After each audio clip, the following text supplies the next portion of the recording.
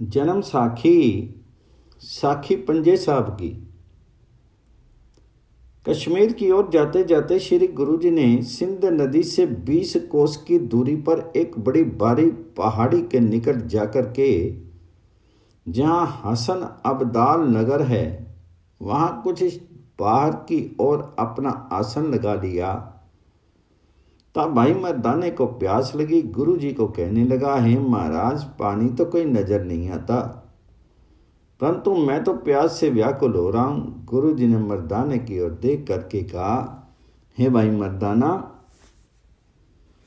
वह जो सामने ऊंची पहाड़ी है उस पर एक मुसलमान फकीर जिसका नाम वली कंधारी है, वो रहता है। उसके पास पानी है और निकट कहीं पानी भी नहीं है। उसके निकट जाकर के पानी की याचना कर, वह तुझे मुसलमान भाई जान करके पानी पिला देगा। मर्दाना कठिनता से वली कंधारी के निकट गया। उसने अपने लिए एक पानी का कुंड भर रखा था। मर्दाने ने हाथ जोड़ करके पानी मांगा। तब वली ने कहा, तू कहाँ से प्यास का मारा चला आ रहा है? इधर आने का पहले कारण बता। ये भी बता कि तुम्हारे साथ कौन कौन है और तेरा नाम क्या है। तब मर्दाने ने कहा, हे वली जी, हमारे साथ ही गुरु नानक देव जी महाराज हैं, जिनको हिंदू लोग सतगुरु मानते हैं और मुसलमान जिनको पीरों के पीर जानते हैं, वे हमारे साथ हैं। वे कश्मीर की ओर जाते जाते इस पहाड़ी के नीचे आकर के बैठ रहे हैं। मैं उनका मिरासी हूं। मेरा नाम मर्दाना है। मैं गुरुजी के साथ रह करके शब्द गाया करता हूं। गुरुजी की उपमा सुनकर के वली चलकर कोयला हो गया। कहने लगा, हे मर्दाना, यदि तुम्हारा नानक इतना ही बड़ा है तो जहां बैठा है क्या वहां पानी नहीं मंगवा सकता? प्यासे को पानी देना पुण्य है, परंतु मैं तुझे पानी देने को तैयार नहीं हूं।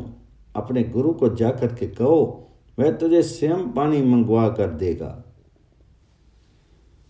मर्दाना आते ही दुखी होकर के वापस चला आया और गुरुजी को आध्योपति कथा सुनाई तथा कहा कि आपका यश सुनकर के वली बहुत दुखी हुए और पानी नहीं दिया।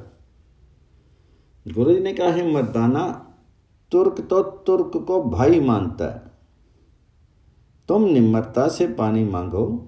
फिर मर्दाना वली के पास जाकर के कहने लगा, हे पीर जी, मैं आपका इस्लामी भाई हूँ, आप कृपया पानी पिलाओ। तो वली ने फिर क्रोध से कहा, हे मर्दाना, तुम गुरु की तारीफ तो बहुत करते हो, तो क्या उसमें एक प्यासे की प्यास बुझाने की भी ताकत नहीं है? उससे जल लो। भाई मर्दाना फिर वापस आ गया और प्रार्थना करेगा, हे महाराज, वह तो पानी नहीं देता तथा मेरे प्राण प्यास से निकले जा रहे हैं। तब गुरुजी ने कृपा करके अपने हाथ की लकड़ी उस पर्वत के ऊपर मारी। उसी क्षण उस पहाड़ी में से शीतल निर्मल पानी बहने लगा और उधर जो जल वली ने एकत्र किया हुआ था वह सभी उस पहाड़ में चला गया और कुंड सारे का सारा सूख गया। ये अवस्था देख करके वली कंधारी बहुत ही घबराया और कुपित होकर के एक महान शिला अपने तप के बल से नीचे की ओर लुढ़का दी।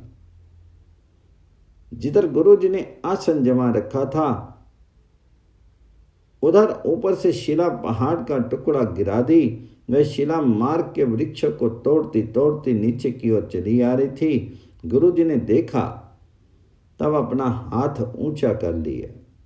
उस शिला में गुरुजी के हाथ की हथेली खुभ गई तथा शिला उसी स्थान पर रुक गई। ऊपर से वली कंधारी ने सब कुछ देखा तथा शर्मिंदा होकर के देखने लगा तथा गुरुजी के महत्ता को मान गया। भागा भागा आया और गुरु जी के चरणों पर गिर करके प्रार्थना करने लगा। तब गुरु जी ने वली को कहा, है मित्र, पहले अहंकार त्यागो, तब तुम्हारा कल्याण होगा। इस प्रकार वली का तब हिता शांत करके गुरु जी आगे की ओर रवाना हो गए। और बाबा नानक देव जी की जय।